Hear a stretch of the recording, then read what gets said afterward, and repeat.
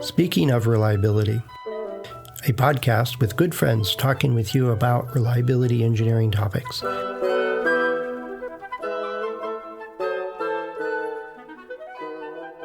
Welcome to Speaking of Reliability. This is Fred Schenkelberg.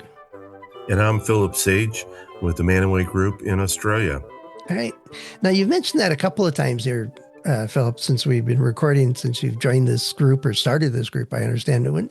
What is the Manaway Group again? Because I don't think that's a household name yet.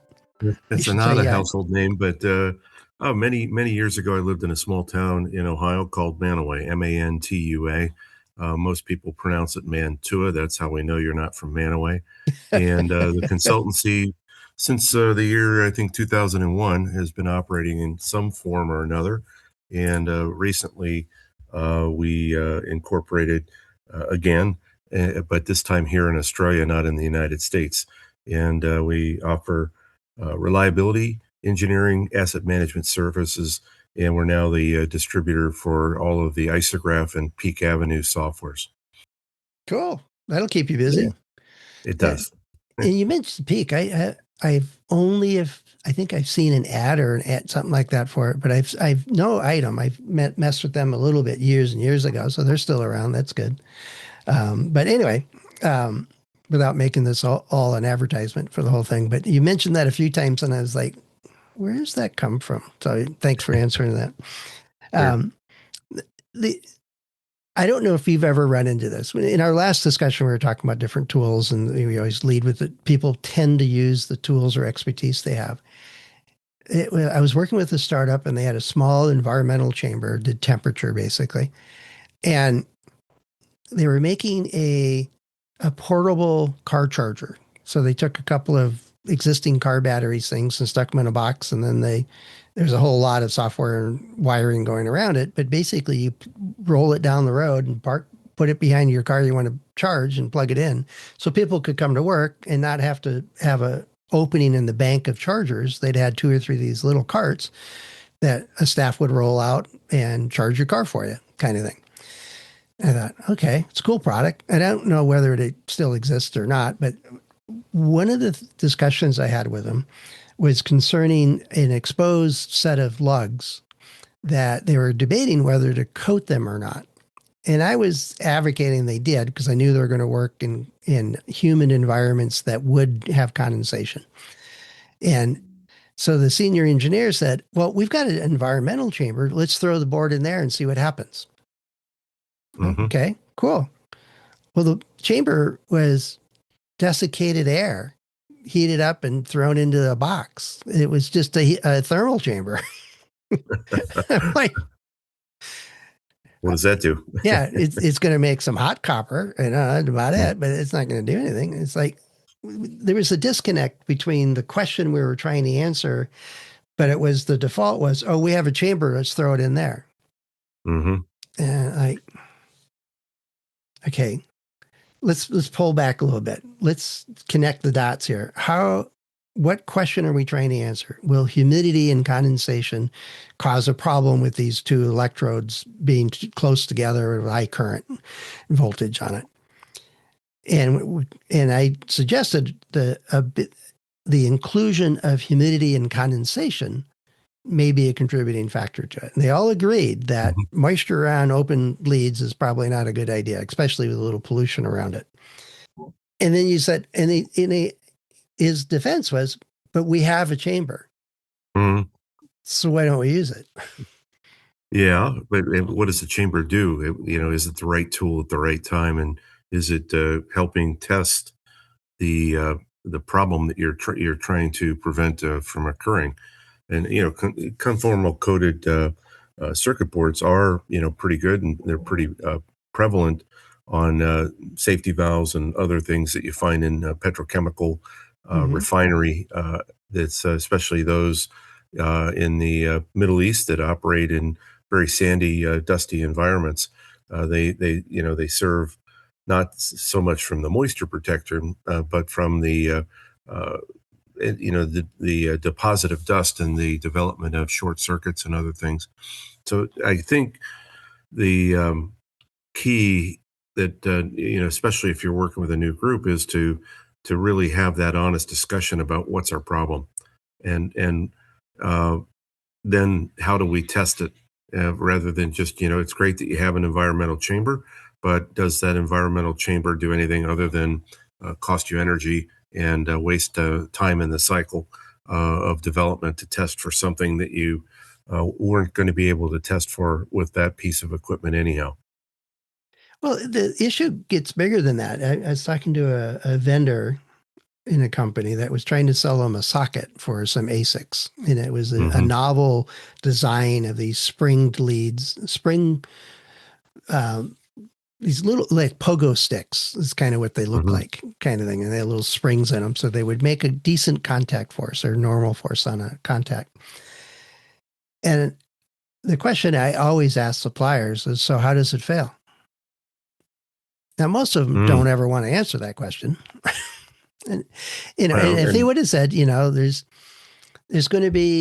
a chance for some fretting and there might be a contaminant blocks it, or vibration will give it intermittence. I expected corrosion over many, many years, something. And then my next question is, how do you know? If they're just quick on yeah. their feet and making it up, then the second question catches them out with that. But this guy said, oh, it's never failed. And then he went into how many thousands they've shipped and blah, blah, blah, and all this other stuff. And like, what do you mean it never fails? I had a sample going around the table. It says, this pogo stick stuck. Is that a Mm. failure? It's not going to, make contact. It's going to either punch through or just be proud and not make anything. And he goes, I've never seen that before, which is Mm. one of the 5 standard answers when you have a problem with a vendor. I've never Yeah. seen that before. You must Right. have broken it. It's your Yeah. bad design, your manufacturing process or something like that. And Dick Moss used to tell me that where I got the 5 standard answers from suppliers. And the 5th one was, oh, it's ESD, Mm. you know, and I had a problem. I hadn't even put it in the mail yet. And he goes, oh, it's ESD. One, ESD is really, really hard to find damage. And you haven't Mm. even gotten the product yet. And I can see an evidence here that it's probably not ESD. Yeah. There's not a pinhole. It's a whole lot different than that. The crystal actually broke. I don't think Oh my. that's Yeah. ESD. Yeah. So, um, but anyway, this notion of what I see from vendors, and getting back, I got off track there a bit, is that he also cited that, oh, we tested to IEC this and SANT that and DYX somebody else numbers, and he went down this long list. I says, what does any of those got to do with it's going to have a consistent electrical contact on every pin? And he goes, well, the standards haven't caught up yet, but these are the closest, and they all pass, so that must be good. Yeah. Yeah. Yeah, Well, and then be mindful that often the person that you're dealing with is the salesman or saleswoman, yeah. and This was a not sales engineer. I expected sales better. engineer. Yeah. And may not be privy to all of the testing information that's gone on and the failure modes and effects analysis, the DFMEA, if one was performed, which Yeah, in today's world, for any manufactured part, you're pretty certain that that should probably be out there. But getting that information, finding the right person in the organization, of for example, of extremely large uh, uh, internet switch manufacturer, may have an engineering department spread across several countries and time zones, yeah, and the testing, the type of information that you're trying to surface, may not be available or even known to the person who you're talking with. So it is, it is a challenge, and the key is to make sure that what you're trying to test for is going to work. Now, I did see a pretty good group up in Queensland. I guess it was about 6 months ago. They invited us up to see their testing laboratory that they'd built everything from scratch at a local energy company. And they did have environmental chambers that did also do moisture salt water, salt exposure, Hmm. and they pulled and showed us some manufacturers' parts that had been in the environmental chamber for a month, and they looked like they were just about to rust through in a couple of them, and others that same function, same part was actually performing very, very, very well, and a few parts that they said that they went back to the manufacturer and the manufacturer went back to their supplier and they found out that they had supplied the wrong material. So, it's really, really important to have that level of dedication. These guys were in the electricity business, distribution and transmission at high voltages, and they had built the capability to test every new manufactured component that went onto their network simply because they were driven by the frustration of having so many things go wrong. So it's important to understand what you're testing and making sure that the test is going to mimic real life and that you're not testing to something that um, doesn't matter, doesn't, never going to happen with your particular product, or has a minimal consequence that if it does happen, it doesn't really matter. Well, like the example you said, a lot of these transmissions lines are near coastal areas. So Mm. salt fog is a real condition. you know, it's Yep. but if you're making something to go on this on a satellite in space, there's not a whole lot of reason to have salt fog unless you're worried about the shipping and transport of it to get it to the launch pad. Yeah. Right. Yep. It's connect, but I think that's the key is the piece that's missing is connect what you're going to test, not based on what you have or what you have available to you or what's easy to test or is a standard so that you can say, hey, we passed this standard, but to what information or what question are you trying to answer? Yeah. So this company is saying, all right, we have three suppliers, we have these, insulators or isolators or whatever they're called, and then and we'll put them through our battery of environmental conditions that we know exist for our products where we install these things and see which one works and then figure out why and understand it. And then if none of them work, then what do we need to do different? How do we specify Yeah. this so we get the part we need? But they needed information. So they created the test beds and sequences and materials and processes to answer those questions for them. And that goes back to that original story is like, is and I've seen it so many times. The default was, oh, we have a chamber, let's throw it in there. Or, Yeah. we have this test, let's do that. Or we have a microscope, let's look at it. And I go, we need to decapitate it first or, decap it first so we can, and then we're going to need a much better than a tabletop micro, optical scope to see where it's going on. Um, so part of it is that similar to what we talked last time is, oh, but we have that tool, let's use it versus what are we trying to answer? What question or what information do we need? I try to take advantage of any disaster as being a learning opportunity. So when that I didn't have the patience to say, I already knew if we put it in a dry chamber, this isn't going to do anything. So it's Yeah. why bother? And that Yeah. was the frustration part. These were smart engineers for the fields they're in, but testing wasn't a expertise area for them, or even an area they cared much about. It's like, and there's all kinds of reasons for that, but it was that question that stand back and have that short discussion about what are we really trying to do here? What's the problem we're trying to answer? It reminds me of fishbone diagrams, right? Let's, Yeah. what are all the possible ways to go, and which are the ones that are likely to occur, but we can check real easy? Let's get the low hanging fruit out of the way and go, no, can't do that. That's not going to be a problem. That's not an issue. And what's left is probably where the real problem is. And then we got to spend some money and go evaluate that.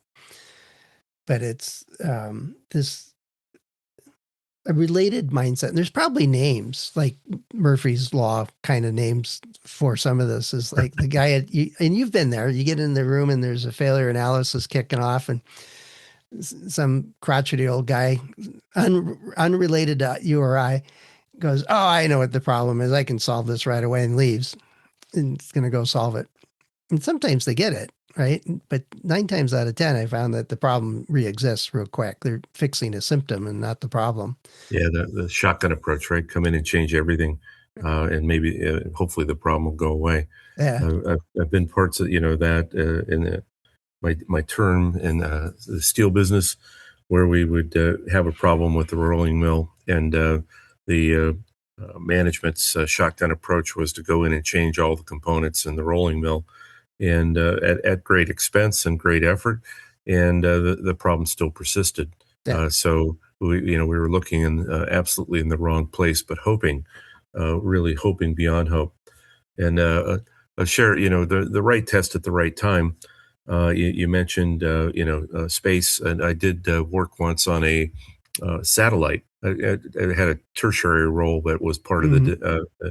the development team of a satellite called Andy, ANDE, that was launched by the shuttle and tumbled around the Earth for several days, and gathered information, and then re-entered and was burned up, and that was the end of it. But they had decided that one of the tests that it had to pass in order to go on to the shuttle was an environmental heat test. So they put it in the oven, set the temperature, and left it for the weekend, and came back and realized that both of the thermocouples in the oven had failed, and the oven went full on for the weekend, and there was nothing but a pile of ash left. Oh wow! Luckily, you didn't burn the building down. Yeah, the circuit boards were built by the midshipmen at the Naval Academy, and they were able to build another set fairly quickly and get that down and get it retested. But I said, as you were mentioning, is it the right test? Does it matter? And you sit there and go, well, really, do I need to oven test a satellite that's going to tumble in space where the temperature is either low, or when it's in the sun maybe high? And I guess the answer is probably you do. But what were we trying to? What was the goal of that test? And I was too far away from the center of the design team to really to understand that type of question, and was really working on the antenna system, which it was using to communicate. Well, when you go deep in downhole in oil exploration, or under the hood of a car, or in space, a lot of the what we know in the lab behind our workstation area, in our design labs, or in our cubicle someplace, the laws of physics still work. Yet Mm, they're very different behaviors. mm, For example, you can't assume heat's going to rise in space because there's mm. nothing to rise in. There's no air there. You know, you, Correct. so you get this little bubble of heat that just doesn't go away.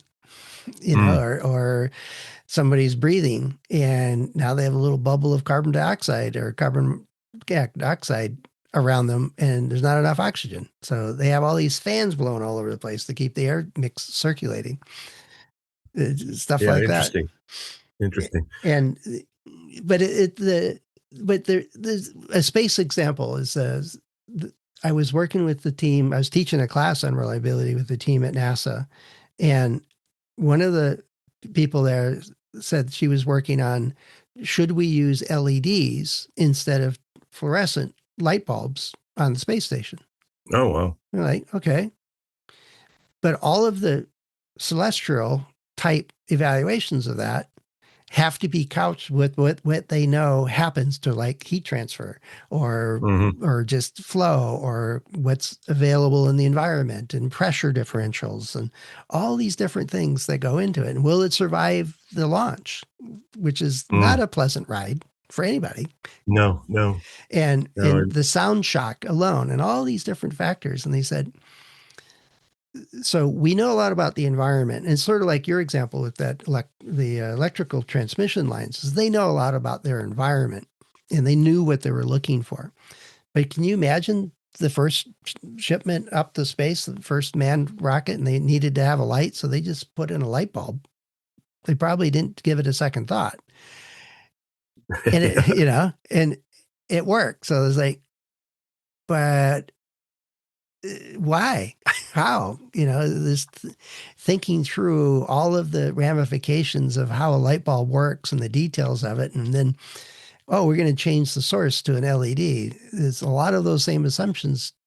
Do they apply anymore, or do they still work, or how do we know? And Yeah, I think you have to, and I did have the good fortune in at one point in my career, I was working at NASA at Glenn Research Center in Cleveland, and had access to all of the different test chambers and the very large vibration shakers for simulating the launch vibration, and oh yeah, you uh, don't want to you stand know on that.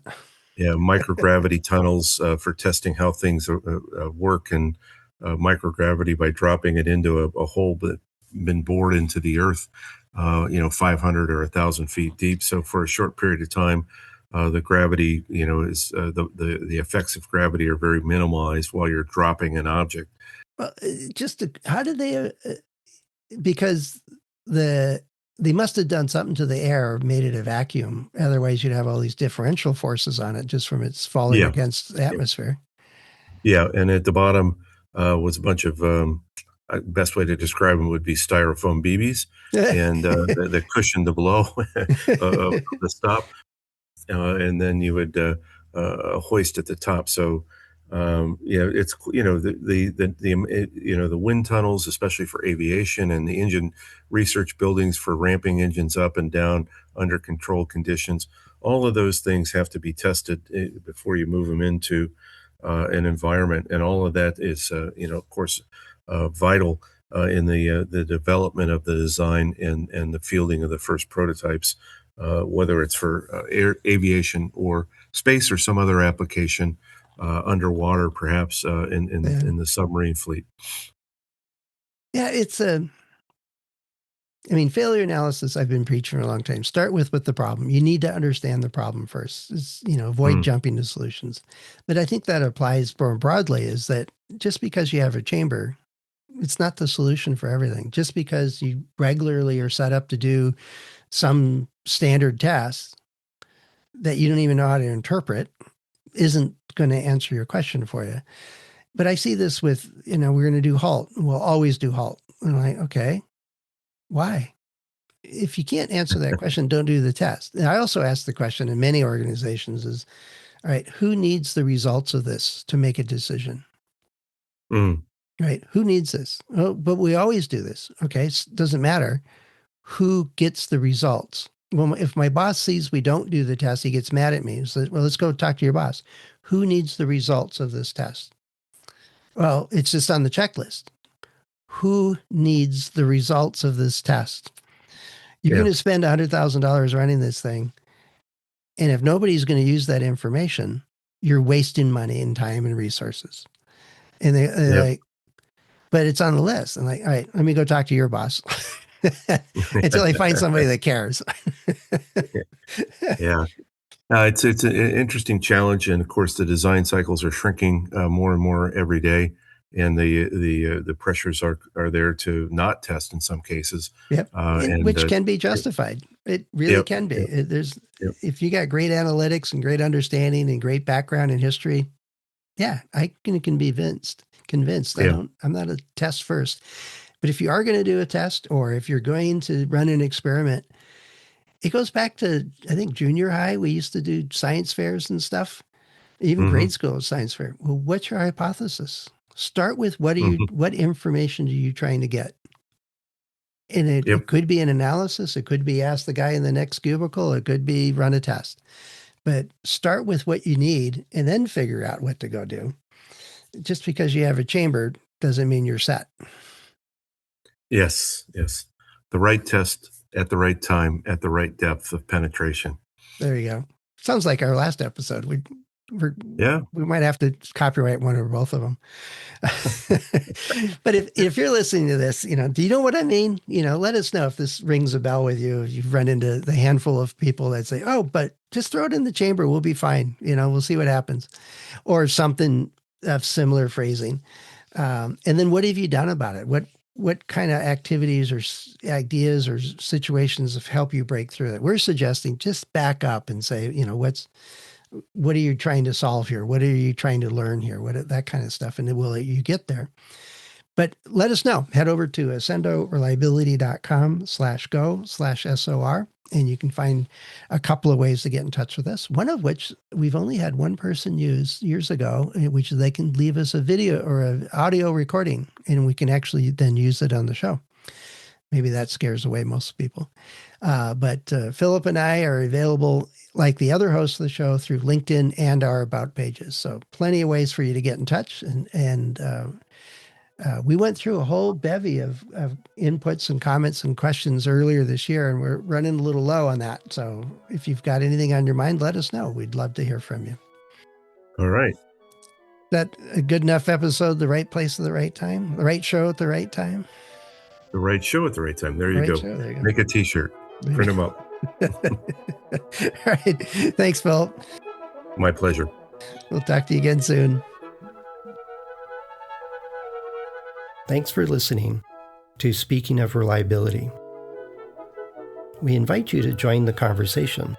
If you have a question or a topic that you think we should discuss in a future show, please let us know. You can find a comment box below the episode show notes, or just leave a note as part of a review on iTunes.